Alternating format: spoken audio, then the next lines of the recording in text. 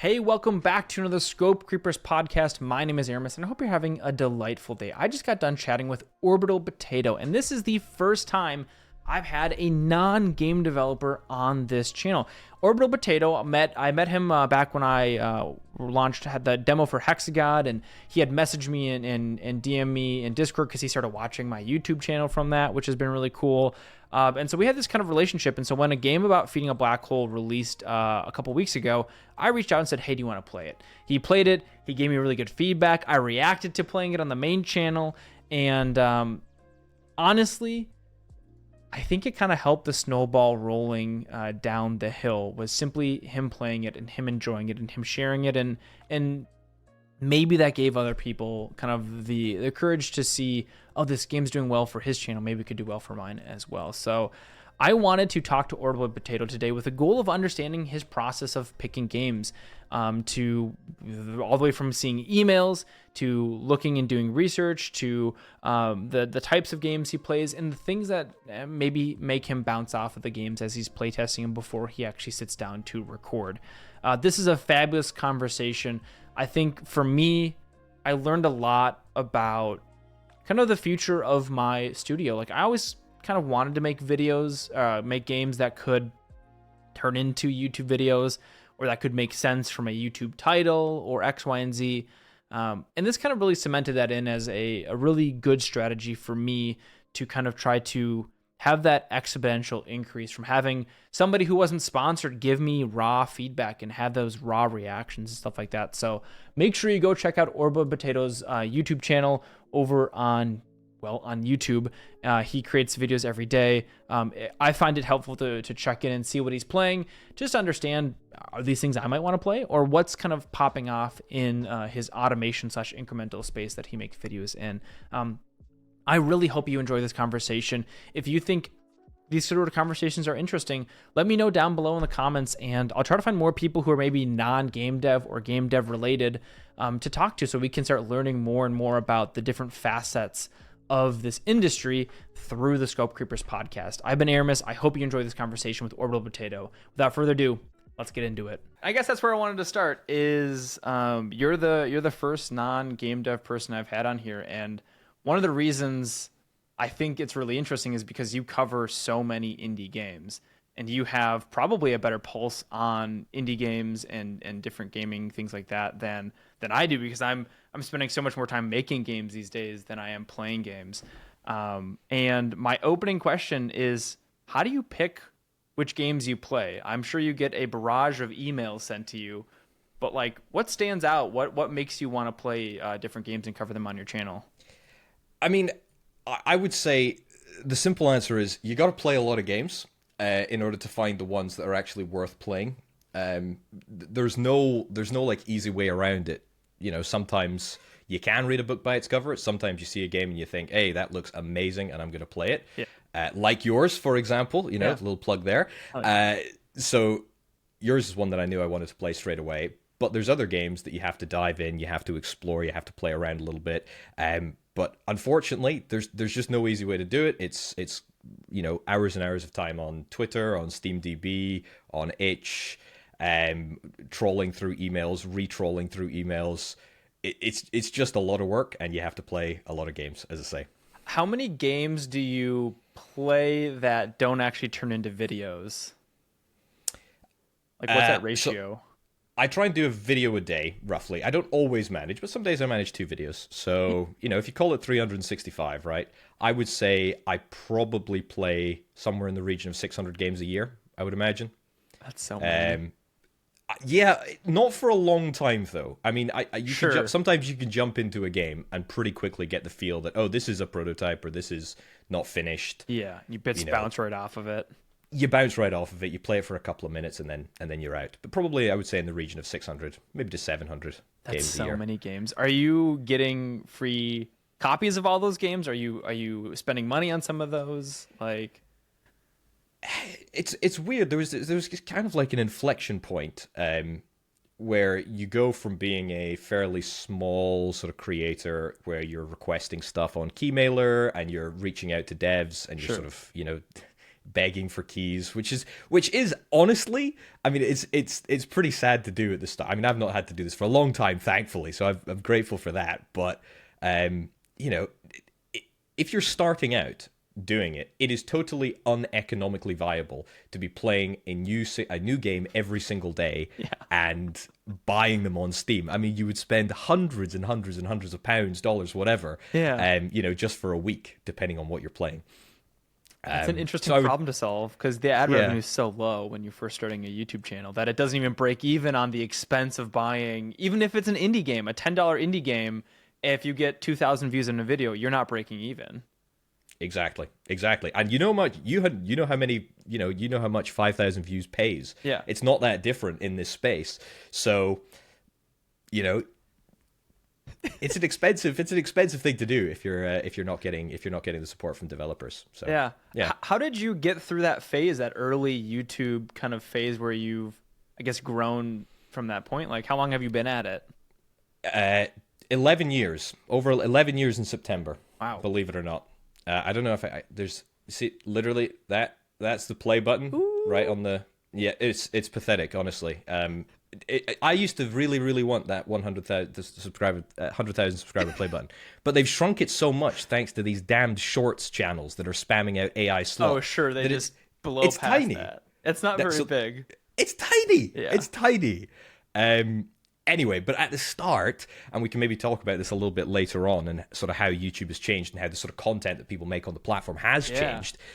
But I was pretty much just making Let's Plays. So I think Prison Architect was like the first video that I sort of uploaded, and I just sort of played that for 40 videos or 50 videos, whatever it is. So I didn't used to be playing a new game every single day, but definitely that's how the sort of channels evolved, or where the channels evolved to, I should say. So you kind of like picked a game that you liked and enjoyed and just kind of hammered that home for a while? Correct. Was that right when Prison Architect came out? I don't even think it was new at the time. It was before Paradox bought the property. I can remember that. So it was still still made by Introversion. But I mean, that was a long time ago. That was a long time ago. But you know, Let's Plays have been dead on YouTube for a long time. So, as I say, transition away from that, new single game every single day. Yeah, just to keep the content fresh. People want to see new stuff, right? Yeah. They don't want to see, you know, part 51, you know, in a 200-part series about Prison Architect. Unless you're doing something really special, you know, you're not going to stand out if you're just pumping out sort of mediocre Let's Plays, in my opinion. Yeah, I mean, you even see anything that is a multi-part video. You see video 1 is spike, then 2 is 50%, and then 20, and then 10, and then the long tail of views on a series is terrible. Yeah. Absolutely terrible. Yeah. Let me flip it on you. What was it that convinced you to start making videos about game dev? I had a really hard time getting out of prototyping hell. There's this portion when you're doing game development that you're like excited, it's new, you're learning a lot, and then you really don't understand how to pick ideas or design systems to finish a game. And so I kept getting like this, really cool idea, run fast for a couple weeks, and then do nothing with it. So then I also had a really toxic job that I hated.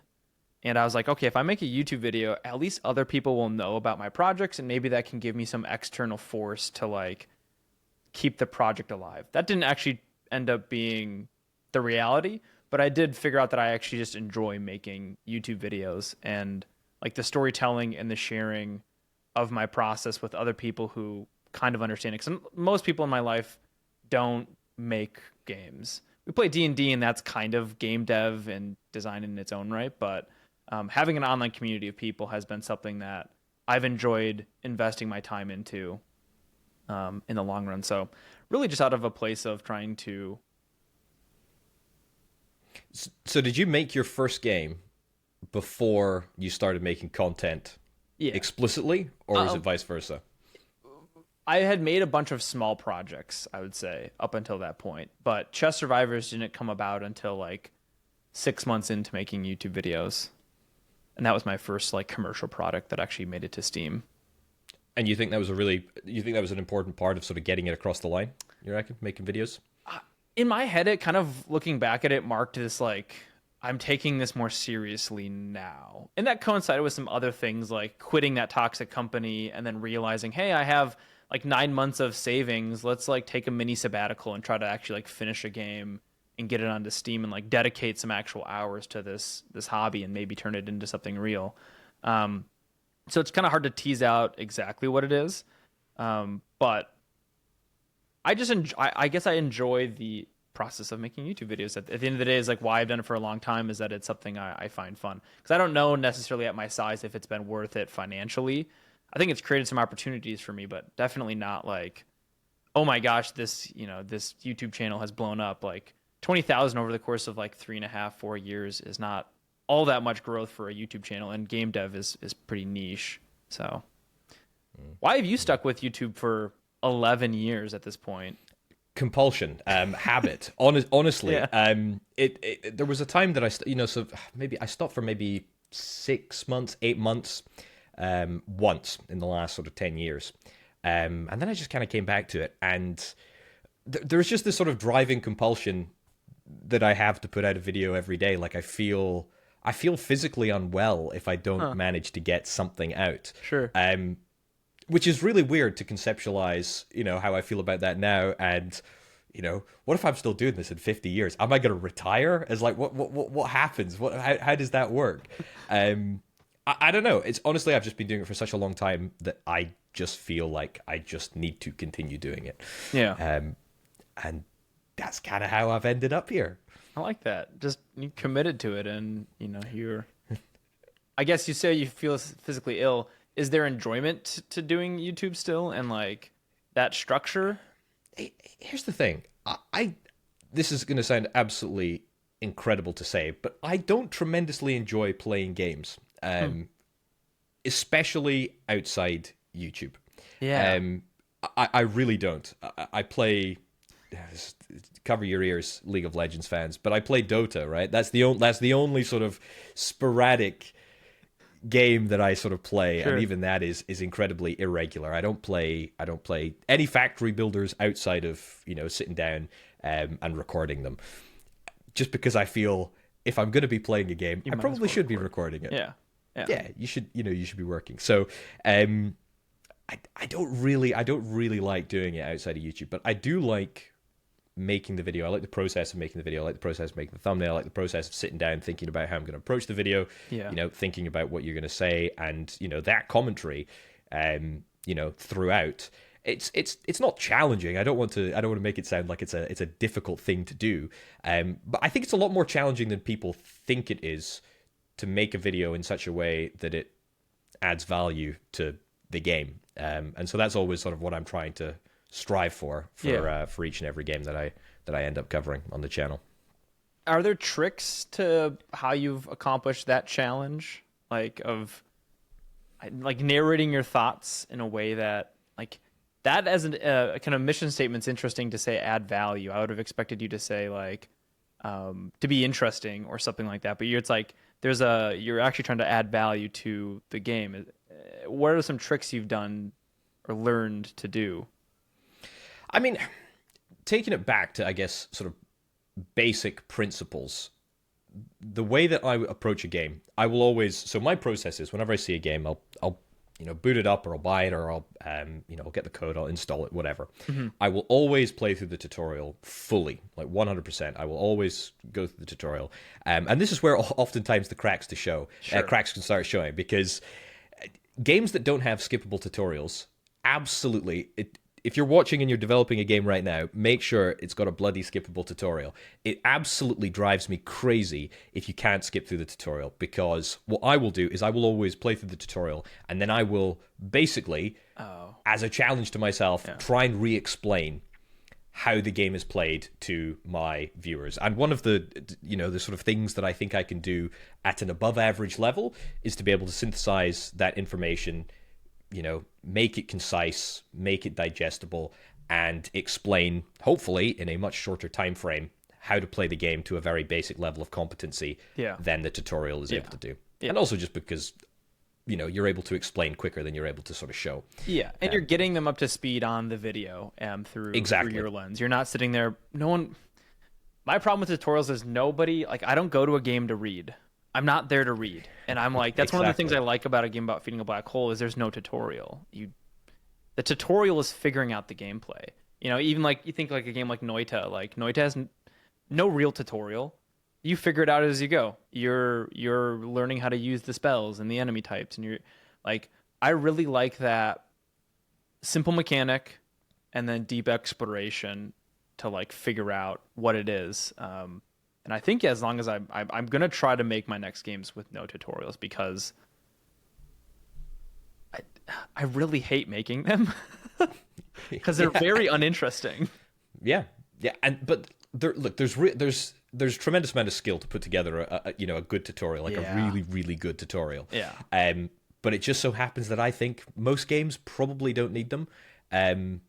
At least certainly games in my sort of space. I mean, I just hate, it's like WASD to move the camera, Q and E to rotate it. I'm like, I've done this a million times, right? It's like, if you're the sort of person that's picking up an indie, in my case, factory builder or automation game, right? Yeah. You're gonna know how to move a character around a map. Yeah. So let's not just, tread over the same ground again and again and again. Yeah. As you're thinking of like the things that make you bounce off games, non-skippable tutorial might be a piece of friction for you. Are there other things that pop up that, like, I'm thinking from a game development perspective, that like I could avoid in the future to like basically make that onboarding easier for people to just like pick up the game and go? Or like, what are the other things that kind of commonly you're like, ugh, make you kind of cringe as you're checking out a game to see if you want to play it or not? This is a very, very specific thing, but it's the next thing that pops into my mind. I'm sure I'll come up with more. Yeah. It's not being able to separate audio to a degree where I can actually speak. If there's a dialogue track that runs through, for example, if dialogue and music are on the same track, for example, that just winds me up as well. Because then I absolutely despise when you've got loads and loads of people sort of talking over you, and I'm trying to talk, and it just makes it a very, very difficult sort of presentational affair. I realize that is absolutely super niche, but that's definitely another sort of consideration. Press kits, approaching something with a press kit, that is really important. I rarely look at a press kit before I play the game, because obviously the game's the main part. That's what you're there to show off. Yeah. But it makes it a hell of a lot easier if you know, whilst you're going through the game, how you're going to pitch it, what the thumbnail's going to be, what the title's going to be. How am I framing this idea for a YouTube audience? Exactly. And sometimes, sometimes you just know, oh, this is going to be a challenging thumbnail. Or at least I get the vibe of like, oh, this is going to be a challenging thumbnail. How am I going to work around this? And it's a great reassurance if you jump into the the Google Drive and it's like, oh, there's 50 screenshots that weren't on the Steam page. Yeah. Yeah. So yeah, 100%. That's sort of another. That's a good point, to fill it full of other screenshots that could. There's work. No point in putting the same bloody screenshots in the Google Drive. It's like, if I want the screenshots, the same shots. if I want the screenshots, I just get them on Steam. Yeah. I've got no issues with them being in there as well. Yeah. But also put other stuff, other things that could be interesting for people to potentially. I should probably even put like the color palette for the game in there as well, to say, hey, here's a color palette if you're going to upload it to Krita or Photoshop. Like, if you want to like mess with the things, here's some more. Just like making those, like, I make YouTube thumbnails. I understand that process. I should make my press kit as easy as possible to take whatever is in the game and run with it in your own style. I tell you what, actually, I'll tell you how I created the thumbnail for your game. Yeah. For the video on your game. So something that I really liked about the game is that it's so colorful. It's got so much vibrancy. High levels of saturation, big brightness. little children are going to be clicking on the YouTube thumbnail. Great. This is, they're going to be clicking on their mummy and daddy's iPads to, to get you that click-through rate, which is what we all want as YouTubers and whatnot. But the problem with your game is that it only would show 2 colors at any one time, because of the density rules, Yes. right? Yes. So it would either, I can't remember the specific order, but it's like yellow and orange or green. It follows a rainbow, so Roy G. Biv. Oh, there you go then, right? I wanted all the colors. So Yeah. I took a screenshot and then, as you probably saw, like edited, Sure. color matched and whatnot. So I got all the colors in there. So it looked a hell of a lot bigger and brighter than it necessarily was in the video. But that was the sort of process that I went through. And that could be something that I put in screenshots, right? I could easily tweak in the background to just create a 100%. rainbow effect of them. And like, I think you even it looks like you superimposed a black hole on top of it too, to like give you that like clean look and style. And okay, that's helpful to know as well, just to think through. Yeah, it's more interesting if there's more eye-catching colors, but from a balancing standpoint, we very much don't want red ones to pop up, because by the time you're spawning blue, the red ones are worth a thousandth of the money. So why would you want those there? But yeah, from a visual standpoint, that would make a lot of sense. I'm gonna add that as a note quick Yeah, I made the black hole. I made the black hole bigger. That's what I did. Yeah. I think I just literally took it and then just zoinked it up, as they say. But I really wanted a sort of nice color palette in that photo, and cool. Yeah, I think it worked out that way. Yeah, I like hearing these little things, because making a game and finishing a game is one big skill set that developers have to learn how to do. That was my first 2 games, I think. And then it's like, how do I start to actually have successful cover art for the Steam page, and all these different kind of min-max moments? And I think one of the big ones is that, how do I have a game and idea that a YouTuber will see, want to play, and then not only get there, but then have it be successful on their YouTube channel? And I think that's where a game about feeding a black hole came up in my head, is like, okay, Hexagod, it's fun if you play it, whatever, but like, it is absolutely impossible to understand what that fun is going to be instantly. And that's something I've learned, and I realized I'm like, cool, I need to fix that idea. And like, even in a name about a game about feeding a black hole, like, so many YouTube people who have covered it now, they're like, they say the name of the game in the first 5 seconds, and they're like, and that's what the game's about. Yeah. And it's so simple. Yeah. Is that simplicity something you're looking for as you're like diving through games? And like, I guess you said earlier that you saw the game and you knew it was something you wanted to play. Can you talk more about that understanding? Because I think people who are watching this might be familiar with my game, and maybe like, if they're trying to come up with similar ideas, like, what about it attracted your brain to the idea? I mean, this is the age-old question, right? Of if you want, this is the question. Yes, this is the question. It's like, how do you make a good game? What makes a game fun? I don't think anyone has sort of like one definitive answer. Oh, gosh, I know. Sorry to break it to you. All right, we'll call the podcast there then. I think it is fundamentally think. I think you kind of hit the nail on the head there.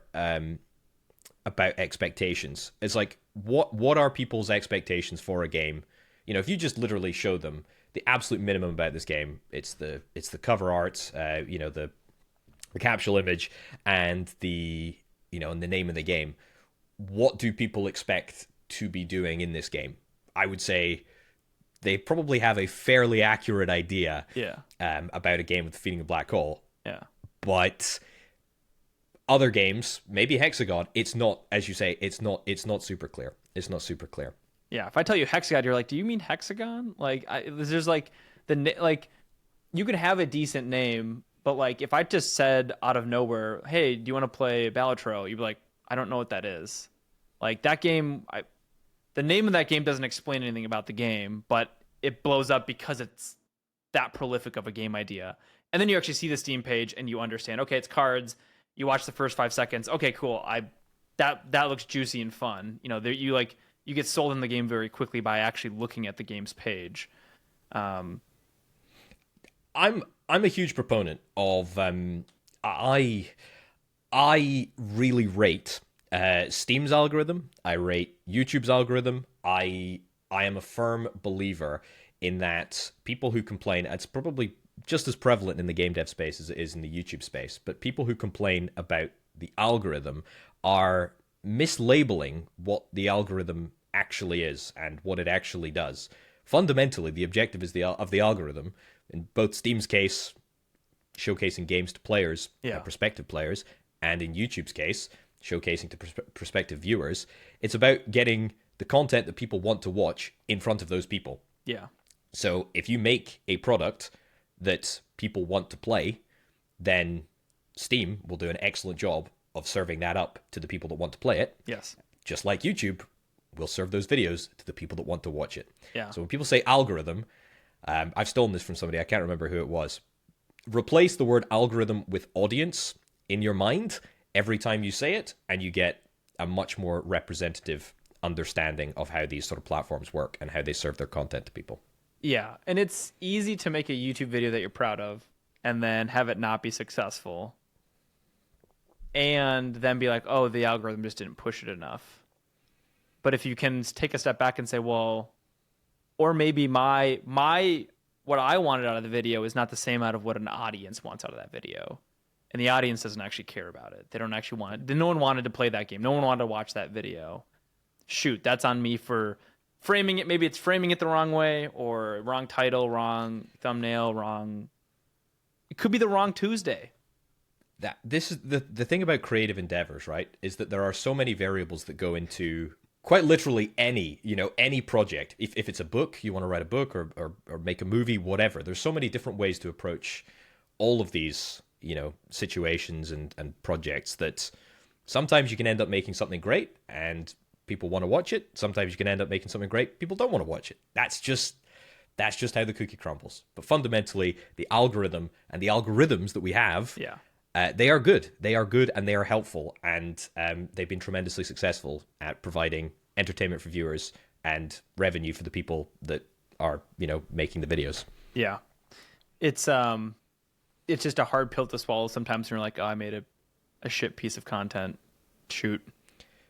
Depends what the objective is, right? Yeah. I was like, if you're measuring by, X number of views or X number of subscribers gained, then yeah, you might have made a shit piece of content. But if you are trying to tell an accurate story about how game development works, or one specific tutorialized element of game development works, then yeah. But what I would also say is that niche content, like super, super niche content, as you've probably found out, works really, really well.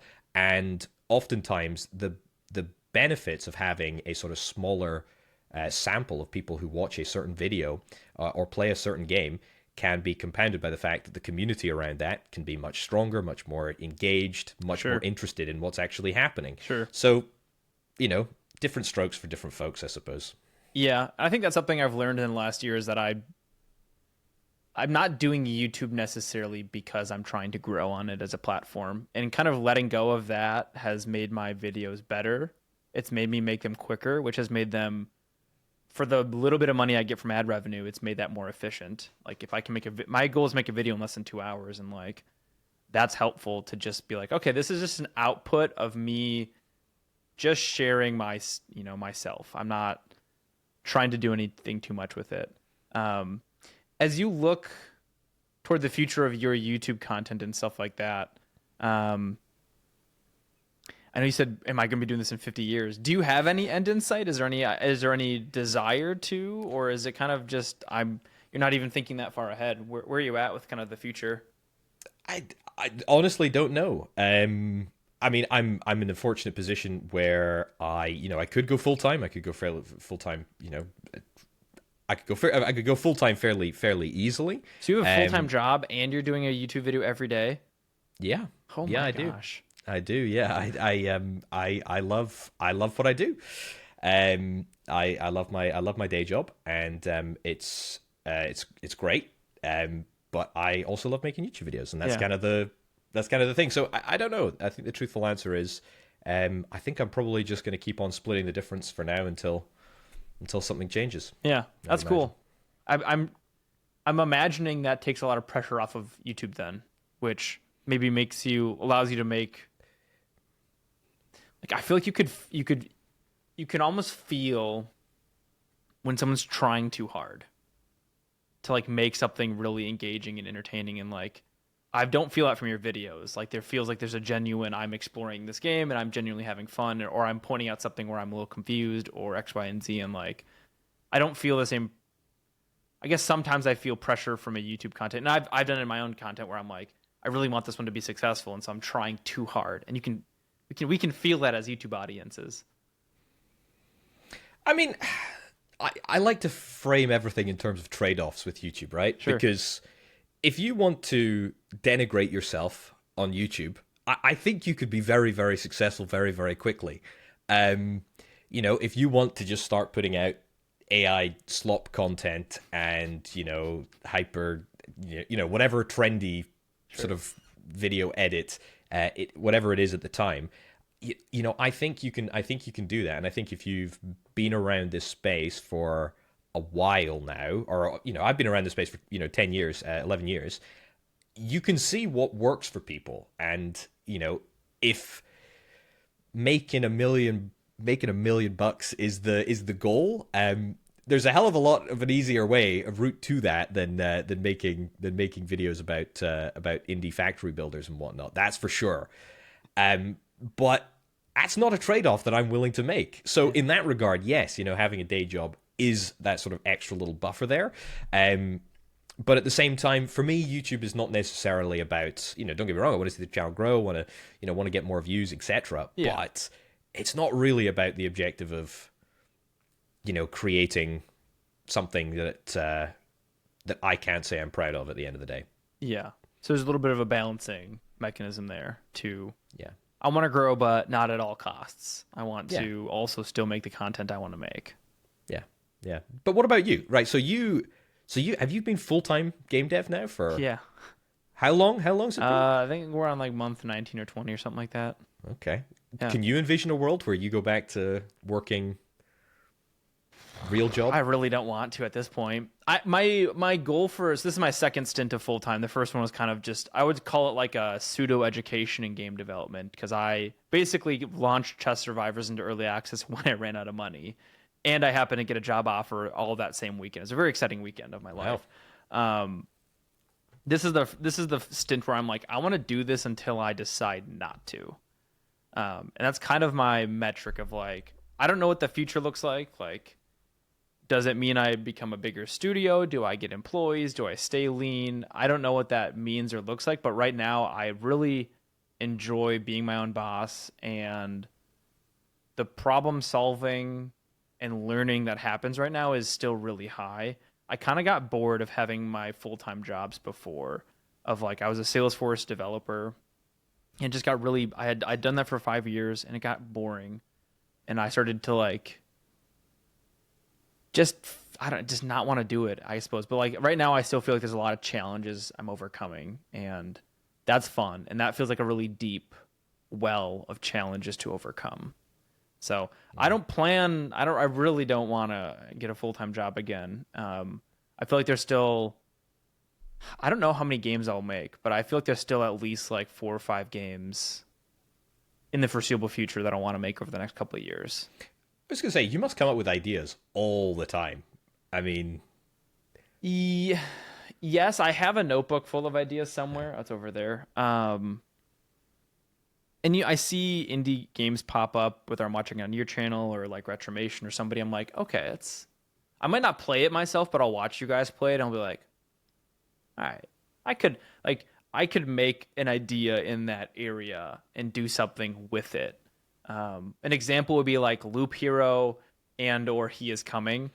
I feel like that's an area that is like ripe for a solo developer or a small team of people to make games in that space, because the art style is so minimalistic, and then you can build the fun into the game somehow with itemization and crafting and stuff like that in an interesting way. So Yeah, I come up with ideas frequently, but also like right now it's just like straight into Game About Feeding a Black Hole. My brain's so consumed with that idea, and trying to take advantage of the situation we're in, that like an idea comes up and I'm like, that's just not important right now.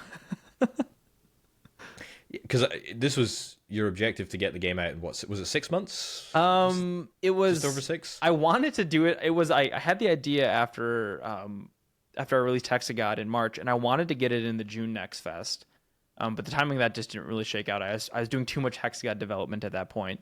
And so yeah, the goal was like 300 hours of work on this game. I'm probably well over that at this point, but it got me to commit to the November or the Next Fest that just happened, and commit to a November timeline and stuff like that. So that's been helpful from just like let's keep the game simple, let's scope the game correctly, and let's not let scope creep and invade into the project. Mm-hmm. Mm-hmm. Do you think you succeeded for the most part? Yeah, I think we're just shy of 20,000 wish lists at this point, which is a big enough number where all of a sudden like the Steam like upcoming lists and stuff like that, and like even there's a small chance that we hit like the popular upcoming, where all my other games had 0% chance of hitting that like popular selling lists and stuff like that. So I think part of that is partnering with Thornity to make this game, and then the other part of it is like having tight time constraints on it, force the idea to be simple, force the idea to like lean into what I can do well as a developer, and then really, really try to execute on that idea. And that's been helpful. Mm-hmm.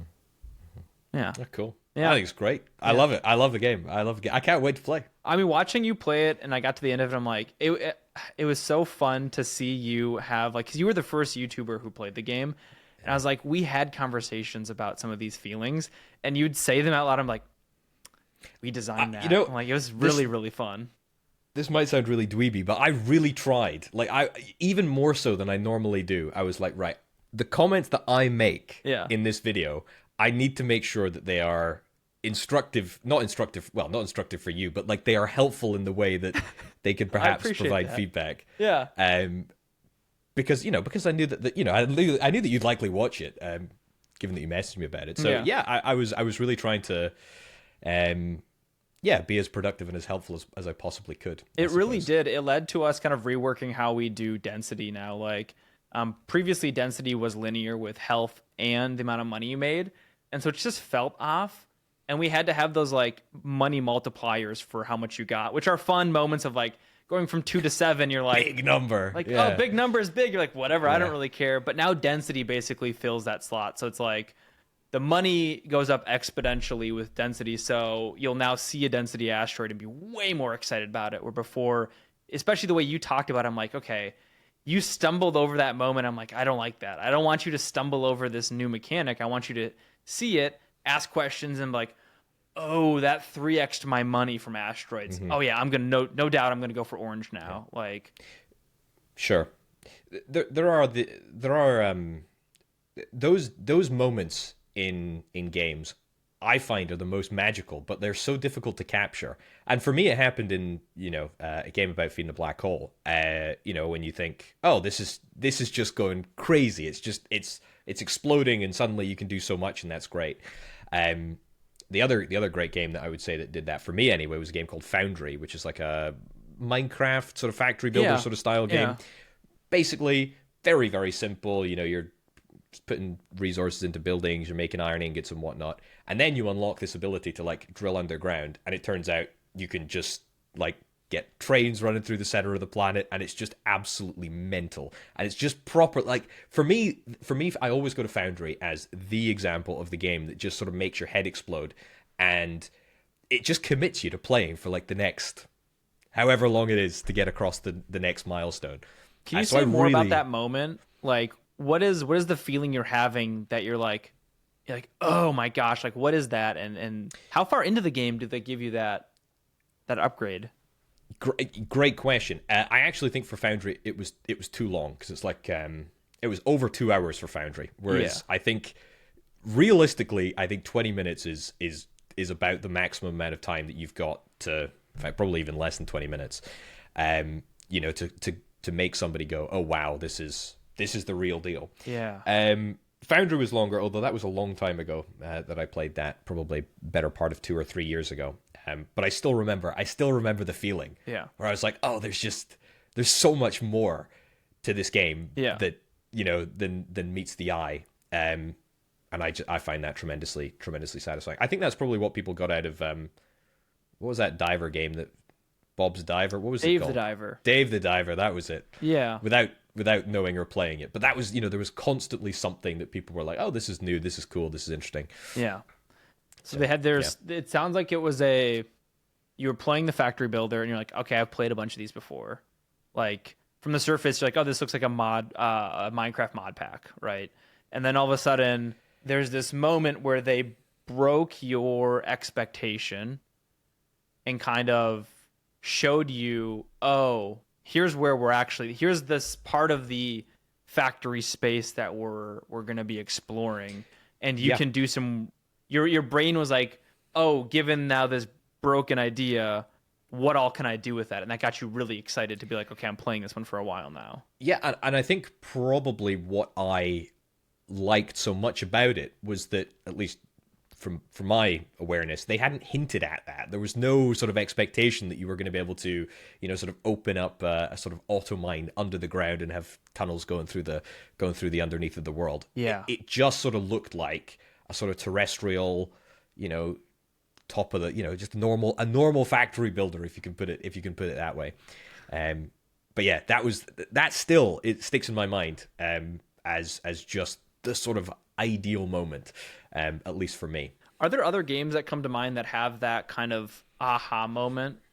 For me, one of them's Noita. You start playing Noita, you go down and you get these cool wands, you're doing fun combat, the art style's great, and then you get down to the first moment where you can edit your wands, and you're like, oh, this game is crazy. Like, you're already enjoying it, and then you're like, oh, this is the gameplay. Is there any other games that have that kind of moment that like it clicks and you're like, okay, this is, oh my gosh? There's a lot of games where it kind of clicks. I would say, like, I don't know. I would define clicking as different from something where you're just like, oh my god, it grabs your face and you're like, this is now the game. It grabs your face. Yeah. You're an idiot sandwich sort of style. You get sort of shaken and shouted at. I don't know. I mean, that's a great question. I tell you what. Actually, another one. Planet Crafter.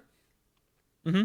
Planet Crafter. That is a really, really great game where you're kind of just like farting around on the surface of a planet. Yeah. And you're not really doing very much. And then the water starts to rise, and you're like, oh, this isn't just a shitty, Unity, project that's been cobbled together. This whole world is real, it's legit, and it's going to change. And that's like... So it also kind of broke your expectations. You were thinking this would just be a factory flipped game, kind of whatever, not really exploring something new. And then all of a sudden it's like, oh no, the water level changes. Like, what? Yeah, and that changes everything. Yeah. Because it sort of sets you up to the next milestone, and it, sort of explains how the game is going to go. And it just breaks your expectations of what's coming next. And I love those moments. I really, really do. They're so much fun. Difficult to capture in videos, but really, really fun, sort of personally. Yeah. How do you do that if it's so difficult to capture? What are you just kind of trying to edit it down? Because the nice thing about my game was that at 20 minutes, you basically didn't have to edit anything. But if you're sitting down to play a factory game, those are notoriously long games to play. How do you edit it around to show those moments and kind of capture that? I mean, it's hard to tell if those moments will be in a game. It just so happens that I, played Foundry, Planet Crafter, etc. for long enough that I came across the sort of those sort of. Yeah, you could have bounced really off the idea moments. and just chucked it up to be another factory builder that's not innovative. Could have bounced off the idea, exactly. And actually, Planet Crafter, I have a good friend who also makes YouTube videos, and he was saying the Planet Crafter dev sent him like 8 emails and was like, you should really play this, you should really play this. And each time he was like, nah, I don't think I will. And then he did, and he was like, oh, this is This is really, really good. I'm not advocating for that sort of behavior, by the way, but I will say the emails are coming in as we speak. It did work in that regard. Yeah. So yeah. I guess that that was one other question I wanted to do is like when you're getting emails from people, what works? Like what? Because we had an established relationship. We had kind of been DMing in Discord and stuff, and it was nice to be able to just say, hey, our demo came out. Let me know if you have any feedback and stuff like that. What works from like cold call emails that you're getting in your inbox? Like, are the things that you like immediately see, like, no, I'm not, it just kind of turns you off? Or the things you see where like, this is, enticing enough? Like, I think there's quite a lot of snake oil around sort of like marketing and especially for indie games and whatnot. I think there are best practices, there are good principles to have. But fundamentally, if your game is not good enough to be played on the channel, it doesn't matter what, it doesn't matter what you've wrapped it up in. Yeah. I'm not going to be touching it. And, and I'm probably I have a video to put out every single day. Yeah. I'm fairly sort of like liberal with what the games that I sort of like look at and showcase on the channel. Yeah. There are other people who make a video a week who are much, much more selective about what they will play. Yeah. So if you try and dress a turd up, it doesn't work. Yeah. It just doesn't work. But that being said, I mean, counterintuitively, the larger the company, that whether it's publishers, developers, etc., the bigger the company, the more basic the outreach emails tend to be. So think about that, I suppose, is what I would say. I get emails from fairly big publishers, fairly big developers, and it's just text, with 2 hyperlinks in it. One to the press kit, one to the Steam page. Yeah. And that's kind of it. And maybe that's a luxury that large developers have because they have brand recognition and name recognition about their game or their studio or whatnot. Yeah. But what I would say is that you can still communicate the objective of your game without any pictures if you need to. Yeah. So yeah, just think about how you're approaching these people, because it doesn't need to be as complex, I think, as a lot of people think it needs to be. I've gotten some emails from people, and I'm not reading 3 paragraphs. I'm like if you give me a nice short little sales, and that's what we did with our outreach email. It's like it's very short. A little explanation. Hey, we have the demo right now. Let us know if you want a full key when the game comes out, and that's been real short and sweet, easy to digest and click on. And I mean, if I'm thinking about like your perspective, how many emails do you think you get on an average day to like have somebody play your game? It depends. It depends if you play their game. Next Fest is a big one. Yeah.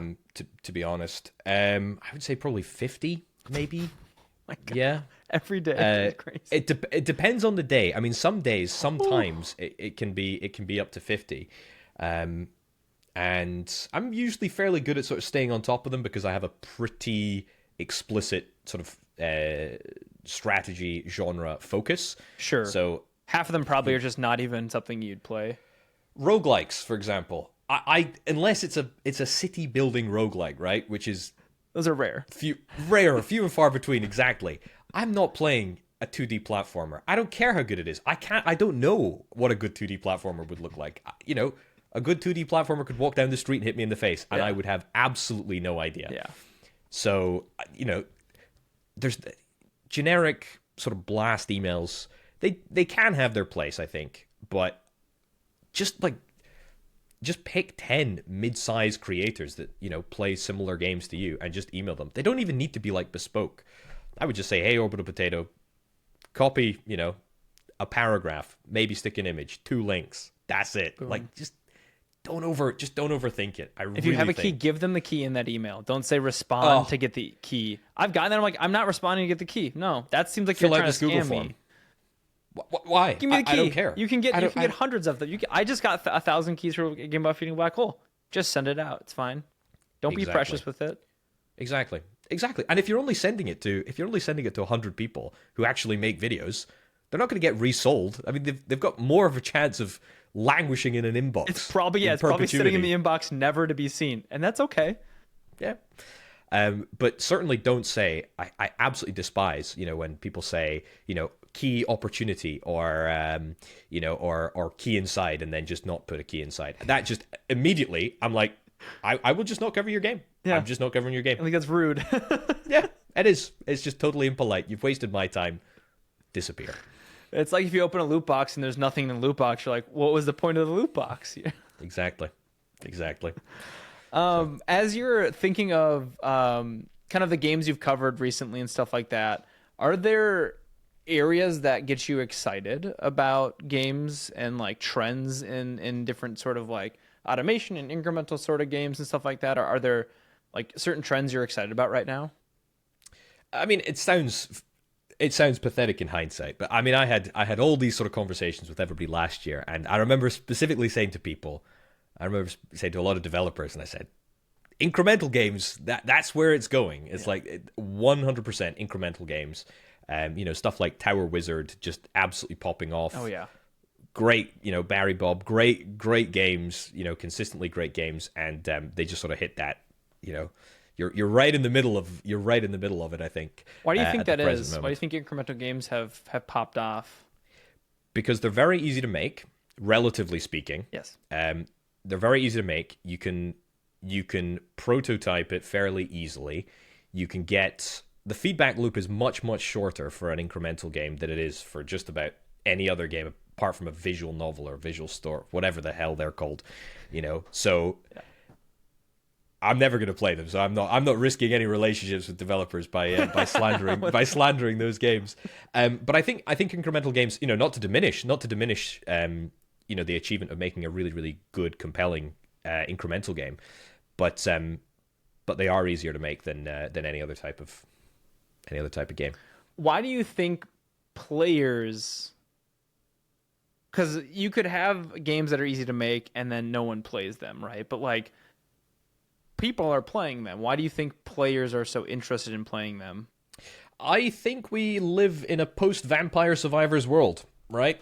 And much to the chagrin of some large publishers, $2, $3 games, $5 games, they're pretty common now. I think there's been a real resurgence in, just cheap games. Yeah. And I don't know if the cost of living I don't know if that interjects into this sort of conversation or if it becomes, sort of slightly more real worldy. But I think people like being able to pick up a $5 game. I think the consequences for the game being bad basically non-existent, because you're like, well, $5, give me half an hour, who gives a hoot, really?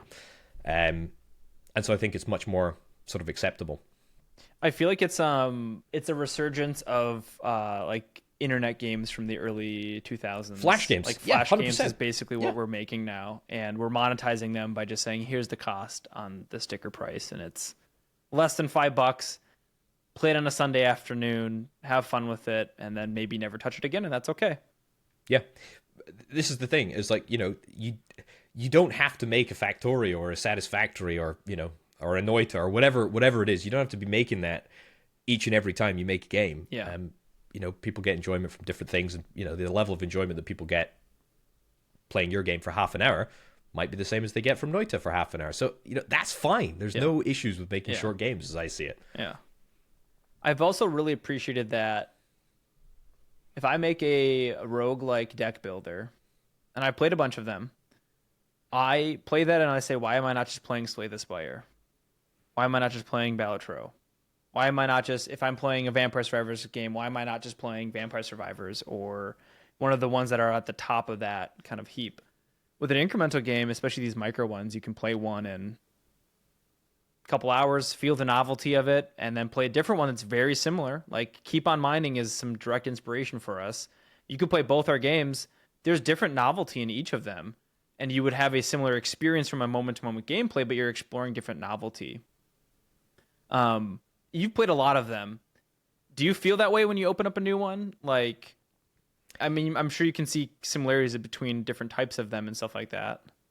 You've hit upon a really interesting sort of topic of conversation. I think that is what makes incremental games appealing, in the sense that they are familiar but different. Yeah. And I think it's a much harder sell to somebody who, my audience, for example, big fans of automation games generally. I don't want to generalize, but generally fans of automation games, factory builders, that sort of style of thing. It's a harder sell for me to say to these people, hey, you should check out this indie factory builder. Yeah. But you're going to have to stop playing Factorio for 10 minutes. But I like Factorio. It's my problem with factory games is I play what's the 3D one? Satisfactory. Have fun, yeah. But I'm like, I'd rather just play Factorio. And so if you imagine that, it's interesting for every single indie factory builder, I think the bar for a I think roguelikes, maybe I'm misspeaking about roguelikes. Again, this is beyond my area of expertise, but roguelikes, incremental games, I think the bar for these games is lower than for a genre like, for example, factory builders, or a shooter or a survival game or something like that. I think the bar is just sort of higher. The audience sort of expect more, whereas if it's a $5 incremental game, great. Yeah. People have at it. Yeah. Even if I play it for 4 hours and, have a okay time, that's fine. It was only $5. Like, it's not like you're investing $70 in an incremental game and not getting the value out of it. Yeah. Yeah. That would be a great premise, though. $70 incremental game. Yeah, that'd be a AAA incremental game. What would it be? I don't even know. That's a big game, probably. I mean, that's probably like RuneScape, essentially, is turning into like rebuilding RuneScape, because RuneScape's more or less an incremental game in some regard. There is already a incremental RuneScape. Oh, it's Melver Idol. Melver, yeah, that's the one. Yeah. Yes. I played that one for a while. It was my it was my most played game that year because it's literally you can just leave it running in the background. I bounced off that one, to be honest. My favorite incremental upgrade game of all time is Unnamed Space Idol. I don't know if you've played. I've heard of it. I've not played it. It is fantastic, and it is far and away my favorite, and I have put like 1,500 hours into it. Why is it your favorite? I would call that an idle game, maybe more than incremental, but why is that your favorite one? What about it? Again, this is the $1 million question. I can't put my finger on it. It does one thing about it is that it does it kind of flips the expectations, your expectations on its head, on their head, because for example, for a game about feeding a black hole, what your objective is. You just need to destroy asteroids, get big number, feed the hole. Yes. Very, very simple. Unnamed Space Idol, it's a bit different in the sense that you will have to reconfigure your sort of like layout and your ship. I would encourage you to play it, actually. Sure. I think it's really, really good. There's more optimization to occur, and there's like there's that build making, because like Norp has the same thing where like when I was playing Norp, all of a sudden I'm like, oh, there's builds to this game. Yep. Oh, that was a moment that kind of hit me. And it didn't grab me. I was like, I don't think I want to play. I literally am like, maybe not for me then. But like, I could see where people want that. Yeah. Because people have given us feedback about the game. They're like, it's too linear. And we're like, yeah, but the pacing's really good, isn't it? And you're like, but I want more decision making and stuff. So you're saying this game has that kind of, at a certain point, you're like, oh, and now it's time for me to refactor and like redo my ship so that I can keep progressing further. Correct. That's really interesting what you say about Norp, though, about you sort of bouncing off it when you realized that there was builds and whatnot. Because I was exactly the same with Factorio. I've basically not touched Factorio since you could upload blueprints, where you can blueprintize. Oh, you solve so much because you just get someone else's blueprints. I have no interest in that. The sort of curiosity comes from the fact that you can approach the solution in any way possible, and when suddenly the best solution is to just Google what's the best blueprint here. Yeah. Learning about a main bus and the correct ratios of the stacks and stuff ruined, like, the first time I played that game, it grabbed me so hard. It was it's probably the only game in recent memory that I played and it was 2 a.m. all of a sudden. Most games don't do that to me, but like that game did it so well. And I'm never going to be able to play the game again because in that same way of like my factory was full of spaghetti and it was glorious. It was Yeah. messy. I was constantly Unscalable. reworking stuff. I was Yep. constantly like, I got so fed up. I built the giant like wall around my base to like protect it, and then that was way too small. And like, Yeah. so many And mistakes were made. And then you build the ammo belt all the way Yes, around. The yes. supplies that oh yeah, been there. I was so fed Been up. I there. was like, I just want to build my base and like. Yeah. But now it's like I know main buses are optimal, and it's just like the replayability went away because I knew how to do belt balancing and how to do all these things that like the first time you play, you don't know how any of that stuff is, and you're constantly you don't even know what the next thing is, and it's such a good first playthrough. Factorio is another great one actually, where suddenly you're like, oh, the game changes when you get robots, when you get the drones, right? Yeah. When you're like, oh, I'm manually plink, plink, plink, plink, plink, placing all these tiny little belts, you know, placing your assemblers, etc. And then you get robots, and you're like, oh, away you go. Yeah. Build the entire factory or disassemble the entire factory. It's tremendously, tremendously fun.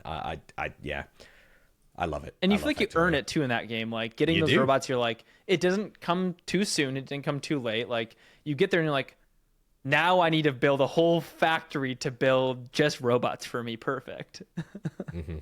Yeah, it's so satisfying. It is. I really, really enjoy that feeling in games. It's just the most enjoyable. So as you're looking, you said it's hard to pitch people in your audience kind of on like this increment, this new indie factory game is something you should check out. How do you do that? I don't think it's impossible, for the record. I think there's a lot of people, and I think a lot of people who are interested in sort of factory builders and new factory builders, and are just not interested in sort of Factorio and Satisfactory again for the umpteenth time. Yeah. I think they do subscribe. I think people are interested. I think the number of people that I have who are interested in new indie games, factory building indie games, is above average. I just think it's slightly harder to sort of pitch these people. I think the bar needs to be higher to drag them away from sort of Satisfactory and Factorio. But I think most of the games that I cover, not a lot of them are just sort of straight up retreads of Factorio. A lot of them take a lot of inspiration from, from the greats. Yeah. But a lot of them are evolutions of that. Not necessarily always better, but just sort of different, and they take one aspect and they go their own way. And that will give me a compelling story to talk about, to make a video about. And people will enjoy watching the video, hopefully. Touch wood. Do you find that moment then in like almost, is that inserted in the intro at all of like the pitch to say, here's why you should keep watching this video? Or do you let that moment naturally pop up when it does in the video's storytelling? I will usually highlight pretty much everything that I will want to say about a game. I will say within the first maybe 3 minutes, I would say, which I know sounds like a long time in sort of like long form world and whatnot, but tutorializing, explaining the sort of unique mechanics, I will usually try and do that within 3 minutes, definitely 5, I would say. So people have a good idea. Yeah, about, it's like it's almost the intro is a function of how long the video is. 10-minute video, you really only have 30 seconds, but 30-minute video, maybe you do have that 3 minutes to introduce somebody to a concept, to say, here's why this game, basically you're selling, here's why this is a video on my channel. Pretty much exactly that. That's a really good way of putting it. Here's why it's a video on the channel. Here's why you should watch it. Yeah, it's interesting. Yeah. But people. The thing is, though, people click on the videos they want to watch. People watch the videos they want to watch. Like the people may very well click on a thumbnail if I do an exceptionally good job of getting a good thumbnail out. As you know, you get good click through rate. But people just aren't interested in the topic. They'll just stop watching the video. Yeah. That might suck, but that's life. That's the audience. That's the algorithm. Yeah.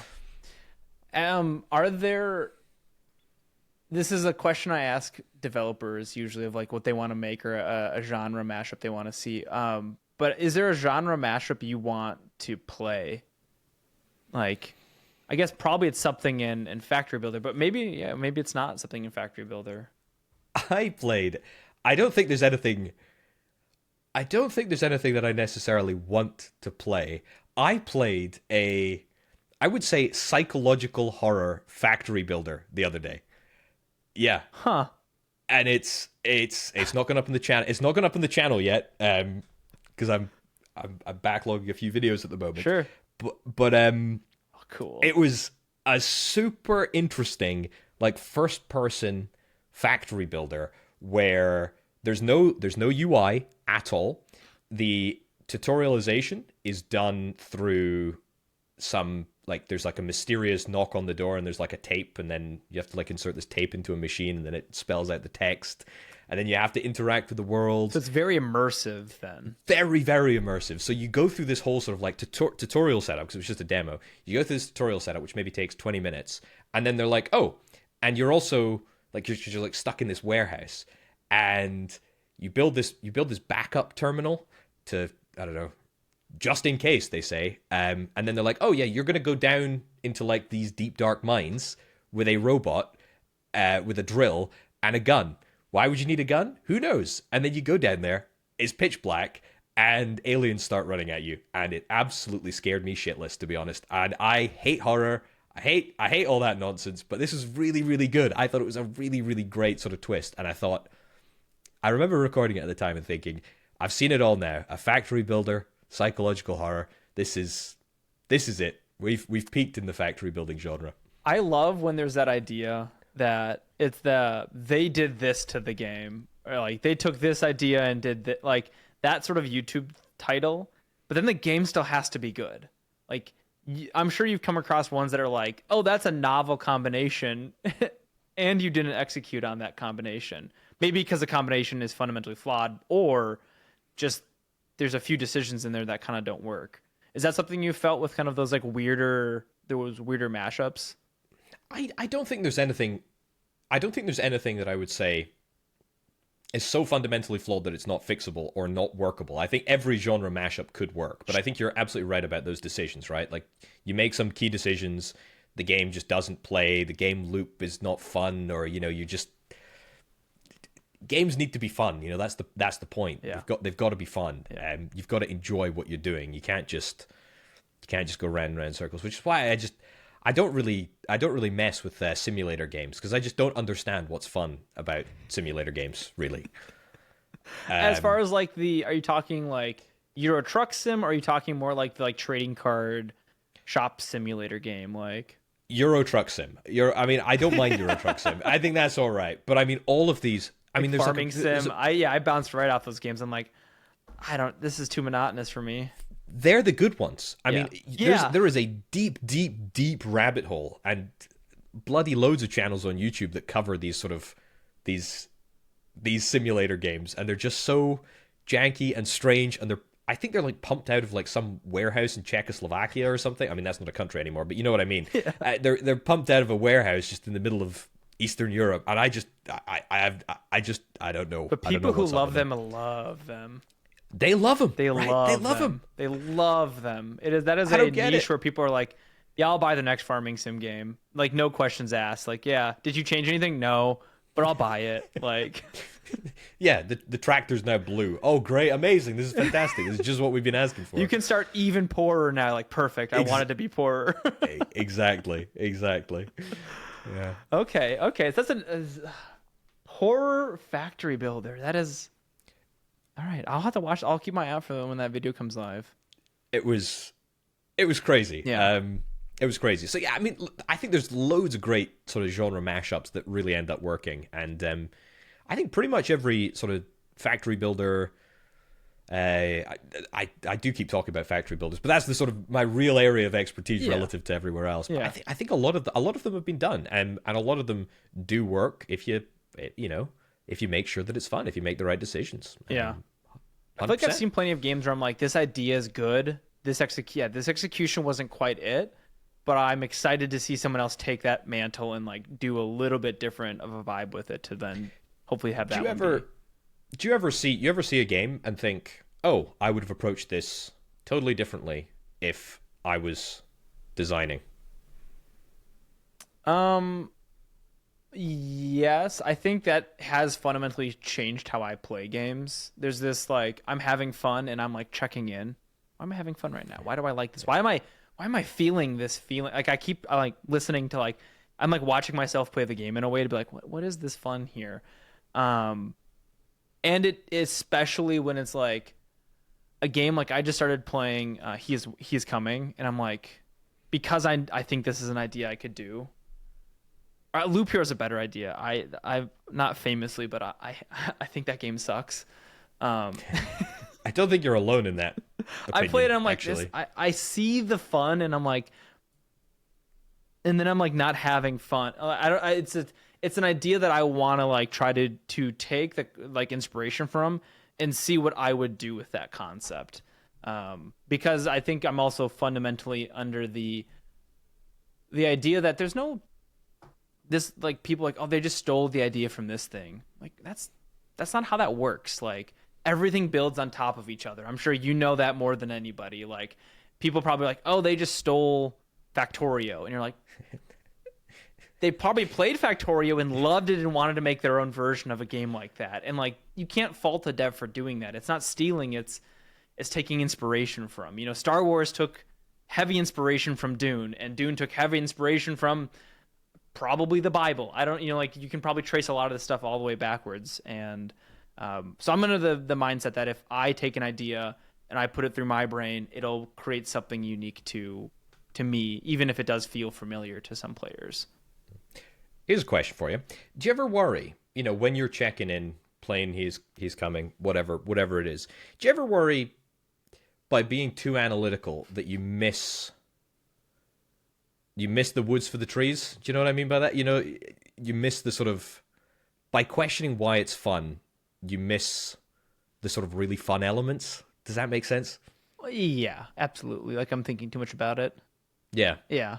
It's one of the reasons I think I'm fascinated by the incremental space is because I'll play one. And I was at a play test the other weekend, and I was playtesting someone's Ludum Dare entry, which made it in 48 hours. So it wasn't super polished, but it was like, it's so simple. It was the balance was absolutely off, and they admitted that. And I was like, and I'm still having fun with this incremental game. Like I'm fascinated by that genre because it's so simple that on the surface, I'm somebody who likes roguelikes, and I like Factorio for the complexity, and I like all these different games for the complexity. But then I play these simple little games, and I'm like, and I'm having so much dang fun. Why do I feel so addicted to this like feeling right now? And why do I want to like save up to get that one more upgrade? And like those things are interesting to me. So a little bit of me worries that sometimes I'm overanalyzing things. But I guess it's like a switch I try to flip in my head. Like, especially when I play games with my friends, I can like just sit back and just be like enjoying the game and having fun with my friends, as opposed to like always being super critical about everything I'm watching and doing. I'm trying to sometimes just like sit back and just see what comes to me, I suppose. Oh my god, guys, the sound effect isn't balanced. It's 0.3 decibels too high on this one. Why is this button? Yeah. Oh god, the UI is not aligned. It's not centered. Yeah.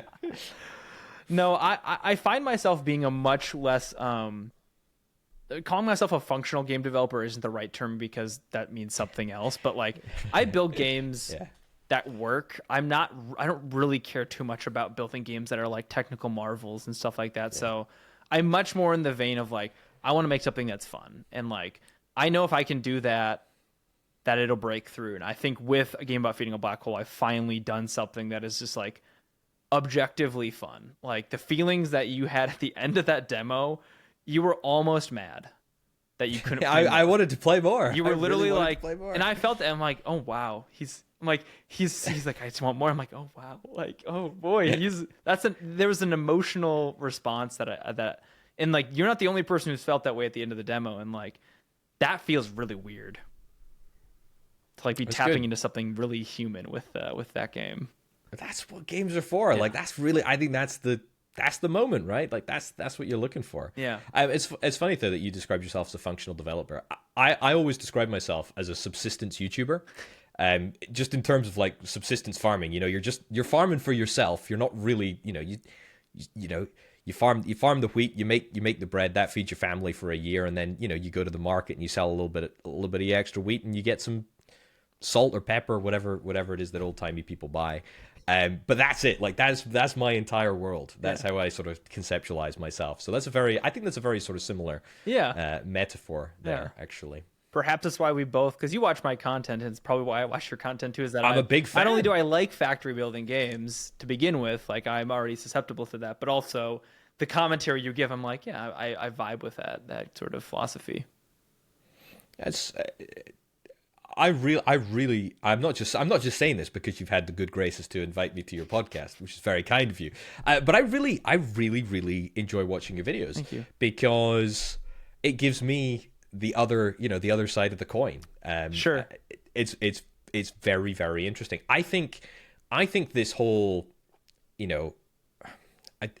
game dev's a big industry now. Indie game dev is a big industry. It's still super niche, but it's a big industry. But I think this niche that you're in of making content about indie game dev, I think that's ripe. Yeah. For growth. I really do.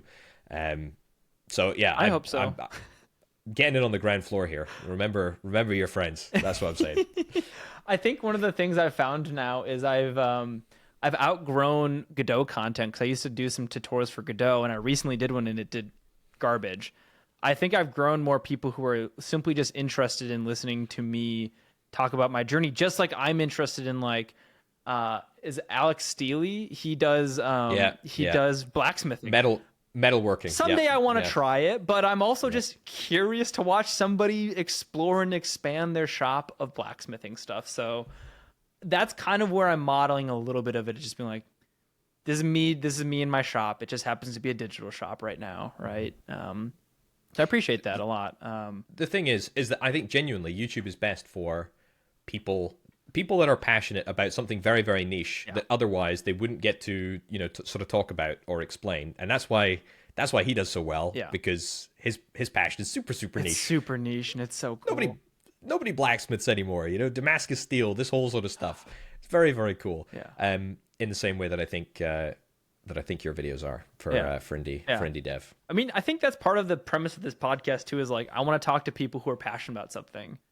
And like, I can feel your passion for your craft and for what you're doing and all those things. And skippable tutorials. Yeah. Skippable tutorials. This is the passion. This is yes. We'll die on that hill.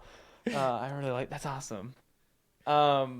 I don't know how this question fits into anything you do, but the name of the podcast is Scope Creepers, and so I always ask people, how do they defend what they're doing from scope creeping and kind of letting the project blow out of proportion. So with YouTube content or anything, how do you manage the scope of what you're doing for your content? Like, I could see there being a moment where you play a factory game and you play it for 20 hours. That might be scope creep for you in this situation. So are there ways that you manage the scope of the projects, the scope of the videos you're doing, to kind of be hitting your goals? How do you approach that? Framing it in that way is such it's a dagger through my heart almost, in a sense, because I mean, I feel like I am Mr. Scope Creep just in terms of what I do, not necessarily intentionally, but I think the way that YouTube has sort of evolved, from Let's Plays to sort of showcase videos to now maybe sort of like live streamy sort of stuff, I think people prefer, on YouTube at least for me, people prefer watching longer style videos. So now, when I sit down and record, I don't just record for half an hour. I probably record for, if it's a decent sort of professional factory builder that I can get content out of, I'll record for 3 or 4 hours, which, in one sitting, which is a hell of a long time. So if anything, I'm not scope creeping, I'm scope sprinting. I'm going in the opposite direction, and scope's getting larger. But I think, the trade-off for me is, fundamentally on my channel, there's 2 different styles of videos. There's the showcase videos that I basically make every day, and then there are other sort of, I would call them like listicle style videos, which basically break down, oh yeah, you're 10, like, get these games on sale. Yeah. Exactly. 10 Steam sale games, or 10 upcoming factory best builders ones this year, or those top those of do pretty well for you too. They do really, really well, right? They do really, really well, but it's a bit more challenging. I mean, it's just me, right? It's literally just me. I am a subsistence YouTuber, so there is only so much time in the day, when you've got the job, etc. So it's probably something that I will have to address at some point. But for now, I have the luxury of being able to just, sit down, record for 4 hours. If that is indeed, worth my time, then I'll do that. So you say worth it. So there's a judgment call at some point during that game. Maybe that's if it has a skippable tutorial or not. There's a judgment call you make at some point as you're playing it to say, can I is this game worth me doing 4 hours, knowing that probably 10x's your editing to bring it back down to a reasonable sized video? There's some point where you make a judgment call whether or not to do that scope creep. Is that correct? Yeah, I wouldn't say it would be the issue wouldn't necessarily be the editing. It would just be all of the other. It would be the time. It would be the time. I mean, literally the time. I mean, I could do 2 2-hour videos in that time, and then just sort of like shrink just them in down. playtime. You could say I could do 2 separate videos. Just in playtime, I could do 2 separate videos. But the judgment really is am I enjoying this? Do I think people will still be watching at the 3-hour mark if it's edited from 3 to 4 to 3 hours? If I think the answer is yes, if I think it's a game that is going to do well, if it's a game that I'm excited to see, I will absolutely play on. I can imagine. I don't know how long your game is planning to be, but I can imagine that I'll probably record all of it, and then it'll just go into well, depending on how long it is, I imagine I'll record all of it and then sort of just edit it down. Yeah, the goal is an hour and a half to 2 hours for the main one, and then they'll have other game modes for those addicts who need to keep going. Yeah, so I would definitely do the whole game there, probably in one sitting, I would imagine. So this is something I think this is something that you only get through experience of having done this for 11 years. That intuition, because you're not necessarily telling me how you do it. You're just saying I have this feeling, and that's through experience. It's like something that both you're having fun, which is same thing I'm checking in saying, why am I having fun? Maybe you're not asking why, but you say I'm having fun, 100%. And then your next one's like, will my audience like this fun that I'm having? Because that could be different, right? You could be playing Noita, which you're like, I'm having fun with Noita, but like people don't watch me for Noita. This is an example I keep coming up with, but like that's an intuition thing you built. Is that correct? It's multifaceted. It's 100% intuition. I mean, I could look at a game now and say it might sound arrogant to say, but I could fairly easily predict how well it'll do on the channel. How well am I going to be able to frame it? How well will it do on the channel? But it is a mix of, I mean, the pipeline for some, larger non-subsistence YouTubers, to make a video could be days, could be weeks. We've seen that even with our simple game. Some people took weeks to get it out because they do editing and they do sound effects and they do shots and they make a custom animated thing. Looking at like Gray Still played it, and that's all they did. A lot of post processing and stuff to get that there. Exactly. So the advantage that I have is that the type of content that I make is very suited to being first mover. It's not technically complex. As like there may very well be like an animation or a digital on-screen graphic or something basic.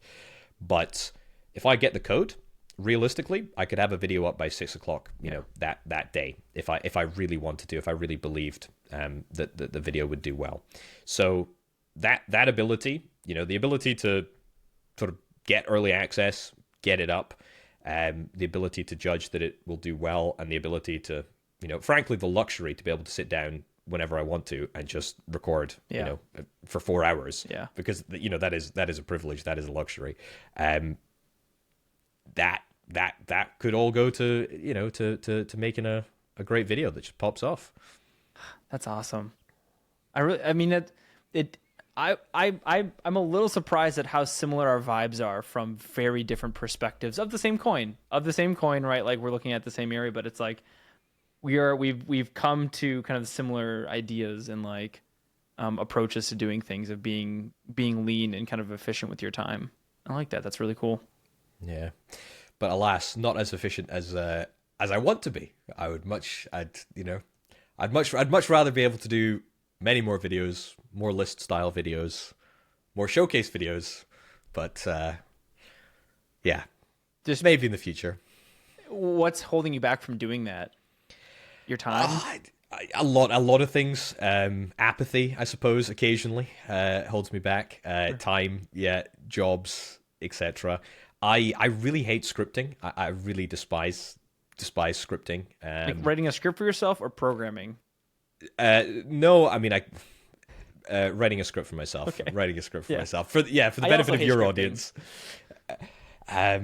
So yeah, I really despise that. You know, doing I don't know how much metadata you do for YouTube and stuff, but I just hate doing it. I mean, I really hate doing the metadata for YouTube. So there are parts of the process that I really, really enjoy, and then there are other parts that are just an absolute slog to get through. Sure. And that prevents you from, and if you're trying to do it by yourself, that's where all of a sudden it becomes.